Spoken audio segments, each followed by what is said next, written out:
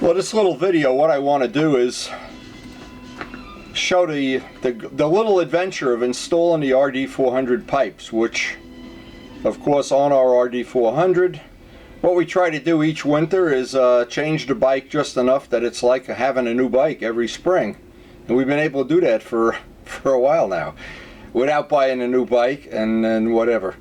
Anyway, one of the things we did in the very first year is do all the paint work. The second year we made the seat, did some other little things, but we were always hoping, the hope of hopes was that I would find the exhaust system on the bike was really not in nice shape. It was kind of corroded in spots. I had polished it out, and I wanted to get a set of pipes, but I didn't want to spend $700 or $800 like some of my friends had done. So what happened is my friend Malcolm in Florida, who is an RD guy, a Yamaha guy, he found these for $200 with no shipping.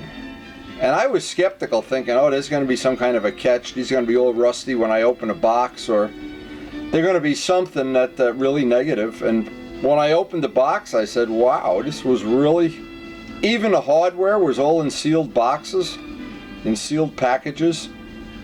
Not a scratch on them when I opened them up. So this was a really pleasant surprise, and of course I want to thank Malcolm for that. And he's got similar pipes. I'm not sure which ones he has on his RZs.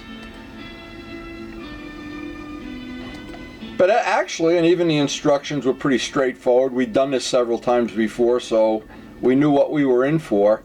And having done this and seen Luciano do it, I knew there was one thing always sneaks up on you. Taking the old pipes off, very straightforward. Pretty simple. Now, by the way, just the reason I have a set of pipes, I just don't have these header parts. And we had looked all over. We had even anticipated making a set. And I said, by the time I buy the material and do the welding, and and when I found this whole set of pipes brand new for $200, I couldn't resist it.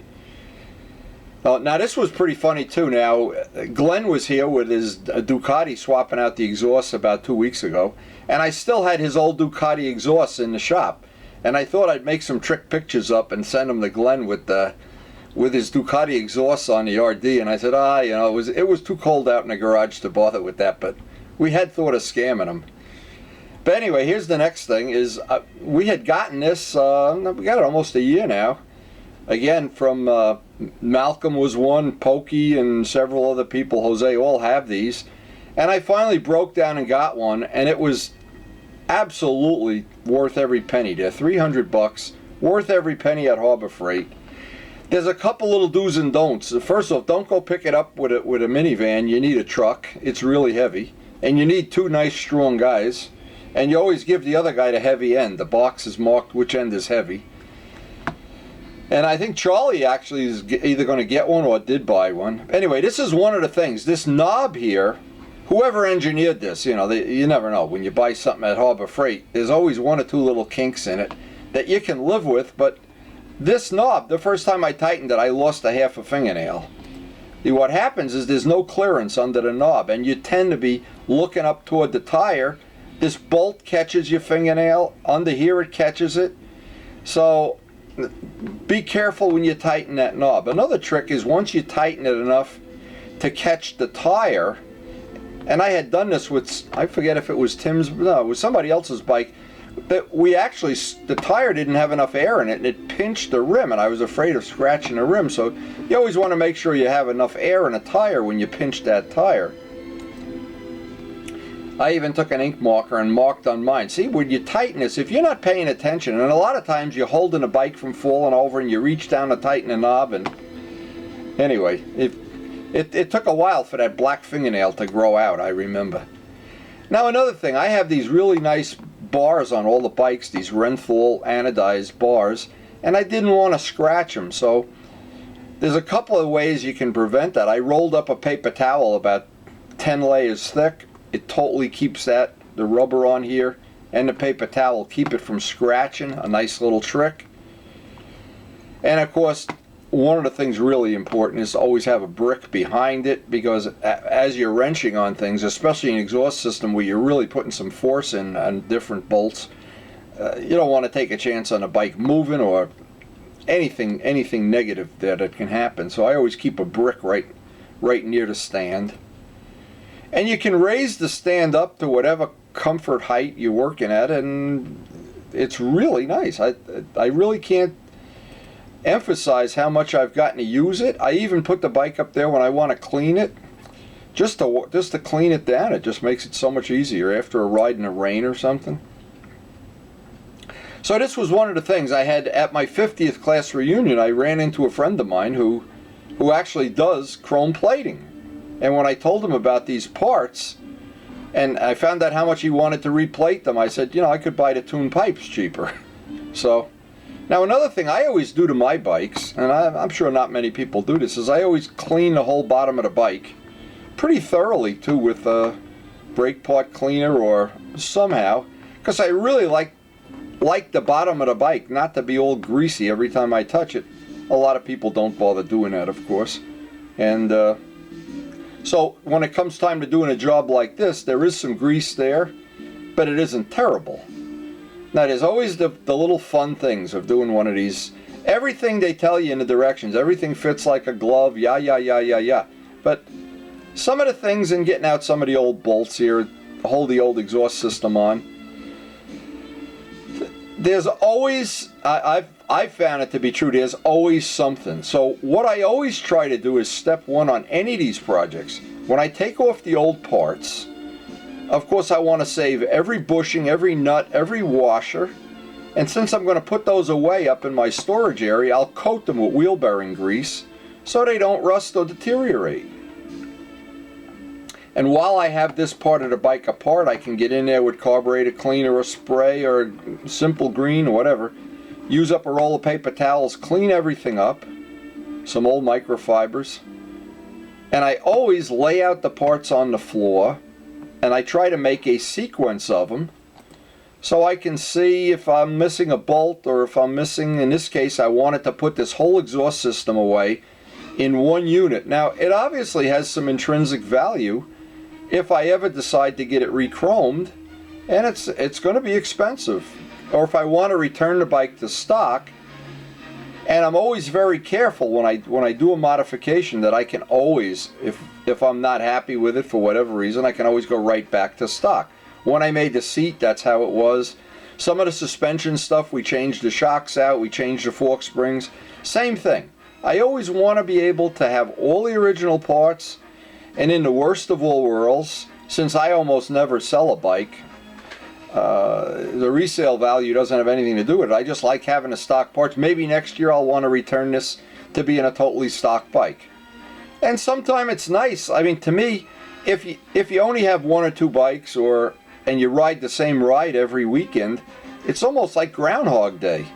When you have a bike that you're constantly changing and putting new parts on and new this and new that, and Glenn is doing that to his Ducati right now. We're doing a hugger for him, and he's got a different exhaust, and I'm sure he's got more other stuff. Every time you ride the bike, it's kind of a little bit of a different new bike. So, again, what I wanted to pass on to my friends here is that this stand is worth every penny, no matter whether you have a big garage, no garage. One person can move it around. You can take it outside, put the bike up on it, and wax it out in the sun, whatever. It just is such a handy thing to have. I wonder why I waited so long. And the day you go to get it at Harbor Freight and you realize how heavy it is, you think, oh. But then when it's all together and in your garage, you go, yes, done. And again, I will have a dedicated box. When these parts are done, I'll wipe them, just give them a wipe with wheel bearing grease. That'll preserve them pretty much forever. Now, to use the DG pipes, you've got to remove the center stand. There's usually, at least in my recollection, no big deal doing it. There's one cotter pin holding the bolt in. The spring comes right off. Zip, boom, bang, and you're done. That's really not a big deal to do it. It's not a hard thing to do.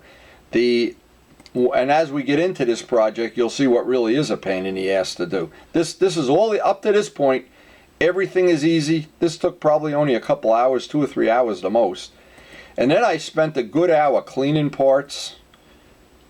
I wanted to get the bottom where the exhaust system was totally clean. I wanted to get where the headers attach. I wanted that to be clean. Put the gasket sealer in there. Usually these leak just they ooze a little bit, but again, we'll find out when we're done. Some of Luciano's leaked, some of them didn't. You never can tell. Anyway, then it comes to the tricky part. Now the tricky part on this is the back mounts, and I wanted to be very careful that I didn't outsmart myself. I wanted to get the parts in place. And see, the way they sent it from the factory, there was an interference on the axle, which you always expect. There's always something. So they tell you have to put the part on the inside of the mount. You really can't do that without bending that mount just a little bit. So then you have this, you can go to the inside or the outside, and because I don't know the whole history of this bike, it's a 40-year-old bike, this part might have been bent a little. Who knows if there's something here that I just didn't know, but it didn't fit, and I had to bend the one mount ever so slightly to get clearance there. Now I also wanted to make it, I tried it on the outside, I tried it on the inside. I also thought, well, okay, I don't know, now that the engine on a 400 is rubber mounted, a lot of times if you get resonant vibration, and you never know, if you do get resonant vibration, you have to make a rubber biscuit for in here. I have rubber biscuits that I have from other projects, but I wanted to start by having it solid mounted. And I do have the extra rubber biscuits, and I do have the extra rubber washers, so I'm going to start with the first time riding it solid mounted. And the engine doesn't move that much. It doesn't move like a Harley, but by having this solid mounted, I don't know. It may be that I'm going to have to put a rubber washer in there eventually, or make that mount a little bit different, but they tell you in the directions to mount it solid. We'll try it, we'll see what they say, but you never know. Sometimes I wonder, when the people that make this stuff, if they know more than I do, or if they're just trying to sell me something, I don't know. Anyway, it all mounted up. This is all the easy part. When you get to this part, you're pretty much looking outside. Is it going to be a test day? And in this case, it was a crappy day, so I wasn't really rushing. And the first pipe went on. Boy, that was a piece of cake. And then, yeah. Now, I always mount this pipe first because the other one has the side stand to deal with. And you'll see how that evolved in a few minutes. Look to the back to see that they lined up nice. Now, the other one is pretty redundant and not a whole lot different. So that went kind of quick. Get the gasket sealer on there, torque the bolts down, get the springs on, leave the back hand tight. Everything, that kind of lined up nice. It looked real nice anyway. I got to this whole point here, and I knew from having done this before that side stand is really an issue. So you get to this point, at least you get to sit back and look at the bike, and it looks pretty nice. Yeah. And I got my custom seat there, one-of-a-kind windy seat with the Kenny Roberts logos we made, and da. But you never put the rubber hammer away till it's all over. Because the first time you go to put the kickstand up, you realize, uh-oh, that's got to come off. Now, I looked at this part, and it looked like this had been re-welded.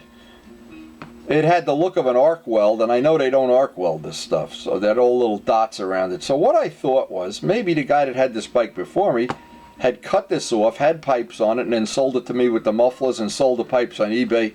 Who knows? We never know. I bought this bike with 9,000 miles on it, and it ran like a top when I bought it, but you never know. Anyway, what I had to do now, and this becomes a bigger job than mounting the pipes.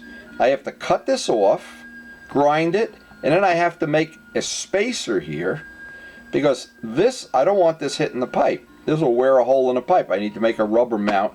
So this part of it took a long time. So if you just leave this like this, first off, that's going to grind its way in there or just bang its way in. And I don't want to, I'd really like to have this as nice as I can. So step one is to get out the cutting tool, cut that off. That's always fun. Comes right off, no big deal. Save the part in case we have to get arc welded back on. We want to make the bike back to stock. And then this has to all get ground off, which you would think that's not that big of a job. Well, it's a real pain in the ass getting the kickstand off and getting the spring back on, because I didn't have a spring puller. I did the old thing with vice grips. So, and I was telling Glenn he had to bring the spring puller, or Luciano, but doesn't matter. The part of this that had to be done, that had to be all ground off. Luckily we have plenty of grinding tools and plenty of things to remove metal. Once that's roughed off, I can go over to my wheel, get it on a hard wheel and on a soft wheel, get it to where it looks like a workman-like piece. Now I just hate when you see somebody that just took a hacksaw to it and they leave all the sharp edges and everything. We're not going to do that. So once I was done with this, I realized as long as I put all this time in and the day was really drifting along, I ground this whole thing down nice and smooth because I wanted to paint it and I wanted to make that little rubber bumper for it. Now, when I made this kickstand the first time, I made this with an adjustable foot. In other words, I can loosen this screw and add washers or plates to the bottom so that the bike either sits more upright or leans over more. You need to do that when you put oversized tires on an RD. Otherwise it leans over too much. And this bike has oversized tires. So what happens is, now I'm going to get rid of the one that was on there, because this is going to be, I think, just a little bit leaning over too much. See, I always use the center stand. Now I'm going to use the side stand. So I'm going to have to make a piece for that. And obviously the composite wheels do a nice job of dressing that off. It's just a matter of, it's dirty, filthy work. Once you get the kickstand away, I was happy with it. I had to make this little, it's actually an adjustable bolt so you can reach down with your boot and kick that down. And then I have the adjustable height by putting washers in here or plates, and I can adjust this so once the bike is on the side stand it isn't leaning over too much or not enough. Now what usually happens is, and the reason it leans over too much also, you get some wear up here and this starts to get sloppy. The joint is sloppy. Now I can make a little brass washer, a shim, that'll make that better. The same thing I did on the Kickstarter, but this will be an afterthought. I'd like to get it dialed in closer with that foot. And believe me, that kickstand, now kickstand just takes a lot of time. This is the old-fashioned way for anybody that doesn't go way back to Amar. You'd always take a sheet of plywood and lean it up on the bike and let it hit the foot pegs. And anything that fit in between there, you didn't have to deal with. But a lot of times, the old-fashioned, you can see how nice these pipes tuck in. The pipes would grind, like on Tim's bike, when I was racing it, I ground the pipe off. There was a big egg-shaped piece of the pipe. Kenny Augustine had to keep welding parts on and grinding it off, and we finally did so many things to tuck the pipes in. It was crazy. And of course, we didn't use the stock foot pegs then, so it didn't matter. But this is a great idea. You just hold up the tail section of this, and you can get an idea of where something might have to be changed. Anyway, we got the kickstand finally, after all this work, way up out of the way now. And I noticed when I used to ride behind Luciano, his kickstand looked like it was hanging down more than I would be comfortable with. But in the end of this ordeal, we now have an adjustable kickstand. I'm just going to have to repaint it. Finally got the spring back on it. This all looks so easy now. The thing you got to remember is this day in the garage, and I have all these rubber shims and feet that I can use to do that. I made a little rubber bumper, attached it with safety wire. Now this rubber bumper will do two things. It'll keep just from grinding a hole in a pipe and keep it from vibrating and making some kind of a noise that maybe it would or wouldn't make, I don't know. And since we always have safety wire in the shop, that's one of the things, a little safety wire on that is cheap insurance. So then it's time to stand back, kind of look at the bike, take a few pictures for your friends, and it was way too late to start a bike in my neighborhood. When I was done with this, it was already dark out. I was wondering if somewhere down the road I'm not going to, these are just pop riveted on, get rid of these DG things and put my own logos in here. I have my own logos from making the R1 pipes, and I may do that, I don't know. But you can see in the back, out the back of the garage, it's already pitch dark. My neighbors are already having dinner. These are the old pipes with all the dents and pieces missing, and Ray gave me these for nothing, so I really can't complain. But I never got the headers, and I never wound up I actually wound up getting another exhaust system from Malcolm, thinking I would customize it or whatever. I was trying to avoid having to buy a $700 exhaust system. And in the end, it worked out fine.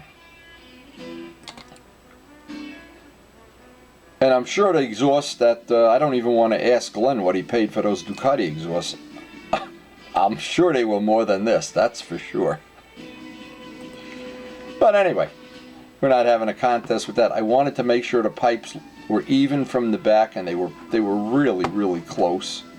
Of course, there is minor adjustments around the bolts, and you can always shim them in or out, but I don't like the look of one pipe being up or down or crooked, or guess I'm just too fussy. But a long, long, hard day of working in the shop. Basically, to get the kickstand, I took it off and painted it, of course. And once it's done, you look back at it here the next day, and you think, well, you know, it's going to be fun now, because anytime you do this kind of a modification, the bike's going to require rejetting. You really can't do that when it's 30 degrees outside. Not the way I want to do it anyway, but we're going to have to wait till it's about 50. And we got the nice Kenny Roberts logos back there, and the seat, I was real happy. Now, making the seat was, and that's on the YouTube somewhere, it's in multiple parts, but the point is, you can buy these fiberglass seats, and Luciano had bought 2 of them, and I painted them with this same paint job. But I wanted to have the comfort of a real seat. I wanted to have, this is not a race bike, it's not going to the track. I want to be able to sit on it for a whole day without having my butt sore. And this was a spare seat Ray had given me. I made this part completely from scratch, and it's adjustable, so I can raise it up, move it back. I got a lot of adjustability, and I can also just unlock it and check the oil in the oil tank. So it really turned out to be a really nice part of the bike. Now, again, as I put the stuff away and clean up the shop, I want to just mention, if anybody out there does a lot of, even if you just wash your bike a lot, clean it, polish it, you change your own tires and do your own maintenance, this stand is worth every penny. And the last thing, now that the bike is all put away and cleaned up and everything, get out a set of rubber gloves and grease everything up good, put all the parts away in a dedicated container. Take another look at the bike and see if there's something about it. You know, every once in a while I get to this point and I look over on the bench and there's 3 bolts that I forgot to put back or something. But this is the fun of having these older bikes and keeping them running. There's something about these old bikes, I never can define what it is. It's a nice summer day. I go out to the garage, I look at all 7 of the bikes and I say, which one do I want to ride? And somehow, almost all the time, I look at this one first and say, oh yeah, maybe today would be a great day. And then as soon as I get out on the road with it and get into the twisties, I'm 18 years old again. And I wish you could put that in a bottle for people. I really wish you could. And if I could, I'd be rich and I wouldn't have to do all this work. I could buy Ducatis and just sit back and smoke cigars. But anyway, we do have fun in our shop. We try to share the adventure with everybody that comes to the shop, hangs out with us, and of course the rides. And we're looking forward to a summer of really fun riding, and one of our next steps will be to rejet the bike and test these parts out. Hope you enjoyed it. Share the video.